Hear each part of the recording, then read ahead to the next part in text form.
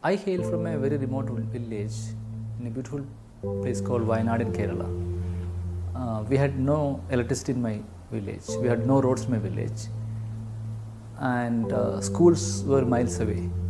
I had to walk miles to school, and the government's midday meal scheme was the biggest motivation factor for me to go to school. Three-time meal was a distant dream during our childhood days, and sort of breakfast was a luxury.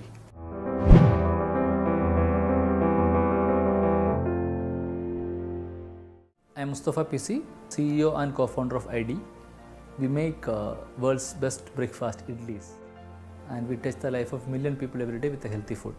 My dad used to work in farms on a daily wages worker. I used to work with him on weekends, and it came a time that I failed in my class 6th, so I had to I dropped out of school. I took up a full-time coolie job along with my dad, and that's when my maths teacher, Mr. Matthew sir, tried to bring me back to school. I went back to school with his motivation, and he started supporting me to become a better child. And Matthew sir asked me very interesting question: do you want to be a coolie like your dad, or do you want to be a teacher like me? And then in the span of 2 years, I became a school topper, and then it was sort of a smooth journey for me after that. I then ended up doing my engineering and computer science from NIT Calicut. That was by chance. I had not even heard of NIT till that time. A friend of mine, while applying for his admission, he applied on my behalf as well, and that's how I reached NIT Calicut. I had a good entrance exam score. The state level, I think my rank was 63. So that helped me to get into NIT Calicut. I did my engineering and computer science. During our final year, there was this very young, smart company from Bangalore who had come down to our campus for a campus placement. And I could not crack their aptitude test. I actually wanted to get into that company. I could not crack the aptitude test. I think last week I was invited in the same company as a motivation speaker, and without an entrance test. I was studying in Malayalam medium, and NIT people speak English. I was not able to follow. It was a difficult time for my initial days. I think it took me almost like 6 months, and some of my friends helped me to translate it into English. And then I think after first semester, then I started understanding English. Another thing that really I can think of during my college days is during college, you need to present a seminar. That was the first time I went to the stage, and I could not speak even a single word of English. I cried and came out. But then teachers were kind enough to give me a passing mark, and I cleared. So those difficult times and difficult situations helped me to stay more committed. I started my first job with Manhattan Associates. When I got my campus offer, I think they had offered me around 14,000 rupees per month, and I told my dad about it. And he thought there is some mistake. It could be 14,000 rupees per year, because he could not imagine that kind of money, because the money that we're talking about, 40,000 rupees per month, is actually more than his lifetime savings. So when I got my salary, first month's salary, I kept it in a bag, right, and took it to my dad. He cried. Seeing the money, because he had never seen that kind of money in his lifetime at one shot, right? And when I got my job in Citibank, I think my first month's salary was around 1.2 lakhs. I sent that complete money to him, and that money was good enough for him to clear all his debts. I then moved to Motorola immediately. I worked with Motorola for a while, then they transferred me to Motorola Ireland. That's how I reached Ireland. I got a good offer from Citibank in Middle East, Riyadh. It was called Samba, Saudi American Bank was called. That really helped me to, clear my debts and make some savings as well. I managed to build a home for my parents and also arranged a wedding for my sisters. Then I also got married. That after marriage, I was transferred to Dubai office. So I was in Dubai office for a while, but that time I was sort of feeling restless. I was feeling restless because I was getting bored with my IT life. I had a cushy job, so it was not easy to give it up. But then the real issue for me was, it was like 9 to 5 job, and I felt I should do something beyond. So I decided to come back to India with mainly 3 objectives. So I want to pursue my higher studies. Second, I want to spend more time with my parents. And third, I wanted to see what is that I can do, what is that I can give back to society. I landed in Bangalore, Intel Bangalore. I managed to get admission in IIM Bangalore. It took me almost 1 year of practice to get that admission. That was not that difficult, to be frank. And I started spending more time with my parents. On weekends I used to travel to Kerala, or they used to come and stay with me. But then, what is there something that I can do to give back to society? That's how, I started discussion with my cousins. My cousins were running a small-time kirana store in a place called Tipasandra in Bangalore, very close to this office. A lot of ideas came in. So one of them suggested starting a supermarket, and that was something not very interesting to us, or to me at least. And one day, one of the cousin mentioned about this batter supplier who was supplying batter in a plain pouch with a rubber band on the top. And this batter had all sort of quality issues, regular quality complaints and service complaints. He was supplying twice a week, and sometimes it also had hygiene issues. My cousins tried to fix the issue with the vendor multiple times. It was a small time vendor, he couldn't fix it. My cousin suggested, why don't we try to create our own batter? And that was the aha moment. We thought of trying it ourselves. We started in a very small kitchen, around, I think, less than 100 square feet kitchen is what we started. Invested around 50,000 rupees. We had a grinder and a sealing machine, a small weighing scale, and a second-hand TVS scooty. We thought we'll try it, and if it doesn't work out, we'll just stop it. So we started with 100 packets a day, sending to the market, and we thought we will be able to sell 100 packets average per day in a span of 6 months in 20 stores.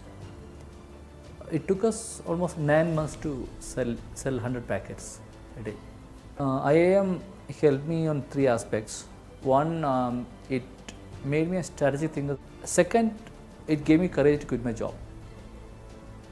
Third, I think the brand IIM helped us initial days to get a break with all this modern trade stores. When there was a news in the media that there's this IIM guy selling idli on the street. So I think those kind of things helped us to get entry into stores like Reliance and to Aditya Birla stores. Initially, I started investing small money, and my cousins used to run the show for the initial 3 years, and they took the company to one level, and that's when and the company was profitable, and that's when I talked to them as well, and we felt if I come on board, I should be able to take it to the next level. And I took up this decision of quitting job and moving full time into ID once ID was a bit stable. There are 2 kinds of people in the world. There are people who cannot afford to eat a breakfast. I was one among them during my childhood days. And then there are people like you and me who do not have time to eat breakfast these days. So we were trying to solve the second problem. We were not equipped to solve the first problem. So we thought we will solve the second problem. And that's when we decided to get this business. And so we had a very strong determination that we want to solve it. And that determination and focus helped us to ignore what the world says about it and stay committed to what the problem that we want to solve. I think one person who gave me courage to quit my job was my cousin Nazar. He said, this is where we come from, right? And we know, even if you have to shut down the whole thing, we know where will we go back, right? My family was supportive. Overall, it was, again, I think even for them, they couldn't understand what we're talking about at that time, and until we proved it. I think it took us almost like 1 year for us to take them to confidence. So, Dr. D.V.S. Sheshadri, who is a prophet at IIM Bangalore, was always helping us to take the right decisions. So, even today, to some great extent, right? When we are in a difficult situation, we go to him, get his views. So when I moved into ID, within 1.5 years, I think ID became an household brand in Bangalore. So there was this age-old company from Bangalore who had approached me to take over ID. They had put on a very fancy number, which I could not even imagine in my lifetime, to buy ID. We were tempted. So I went to him and he asked us a couple of questions, right, to take the right decisions. Those discussions, we had dinner with him. Me and Nazarka went to him, had dinner with him, and those kind of right questions from him helped us to take the right decisions. It was a journey of mistakes. We made a lot of mistakes. Classical example of a bomb blast in a nearby place. We had started ID in 2005, November, December time. 2006 April, we got a call from a store called Appana Supermarket in Bangalore, very nearby to this place. He said, there's a bomb blast in my store, come running. We laughed. Why are you calling me for bomb blast? You must be calling the cops, the police station next to you. We don't deal with bombs. He said, no, there's a bomb in your batter.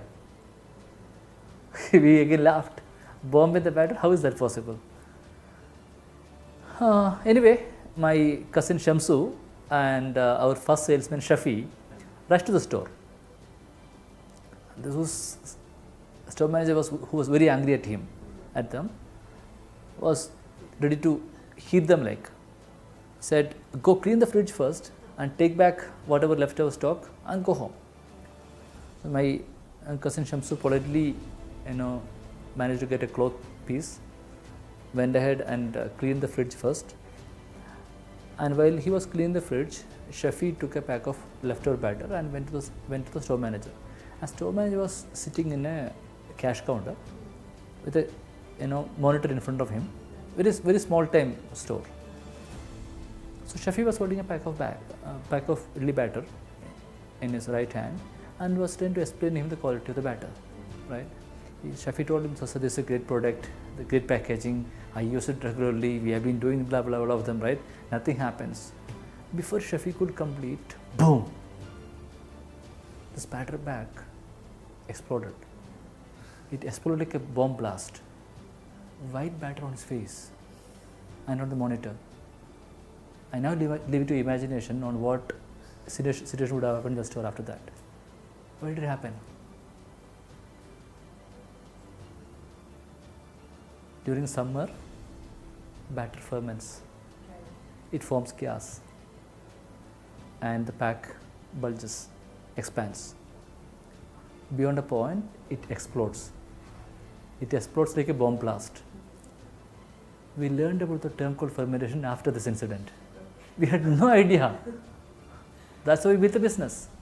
In 2010-11 time, we became super confident about our brand. It was selling like hot cake in Bangalore, and we thought Chennai is the mecca of idli, right? So we thought, let's go attack Chennai. We went to Chennai. We developed the best batter for Chennai. launched it, and then we learned people are not buying it. People are not buying it because of two reasons. One, there were a lot of local batters available at rupees 10 a kg, and mine was 50 rupees a kg. And second thing, as per them, my idli is not soft. That was very important learning for us. Lot of local players was buying subsidized public distribution system rice, adding soda in it and making batter and selling at rupees 10 a kg. Rice was available for them at rupees 1 a kg from public distribution system. We couldn't compete with them. We started making losses. We struggled to pay salary to employees. This was in 2010-11 time. Going was getting tougher every day.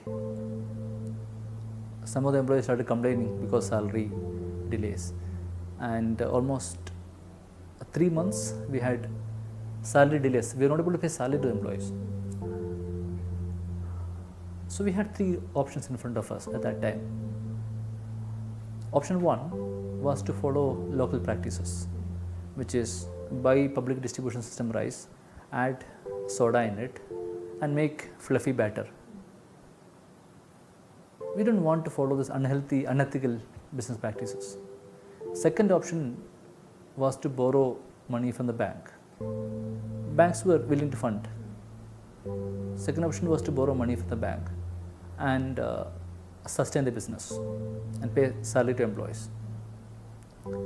We don't want to follow the interest route because it was against my ideology. My third option was to shut down the Chennai plant. So we took the third route. We decided to shut down Chennai plant, sell the machinery, assets, everything, and generate some money, and we came back to Bangalore and paid salary to our employees. So those kind of tough decisions we had to take in our life. During my MBA time, Professor D.V. Sheshadri was teaching an elective subject called RAIL, Reinventing Entrepreneurial Leadership. In that, I came across a reflection paper. The reflection paper had some very tough questions about who are you, what is the purpose of your life, what will make you happy in your deathbed. Those kind of questions, I tried to answer it from my heart. And I think that's the only subject I scored a 4 out of 4. And my prof actually read my answers in the class. I think that gave me, writing down answers for those important questions, gave me clarity on the purpose of my life. And that gave me courage to quit the job. So we started ID with one objective. One of the objectives was to create employment for smart kids from village. But if I look back, I think we are doing, even though we have not planned it initially, but we are achieving something more than that, which is today we are touching the life of 1 million people with a healthy food every day. I think I am born to achieve that.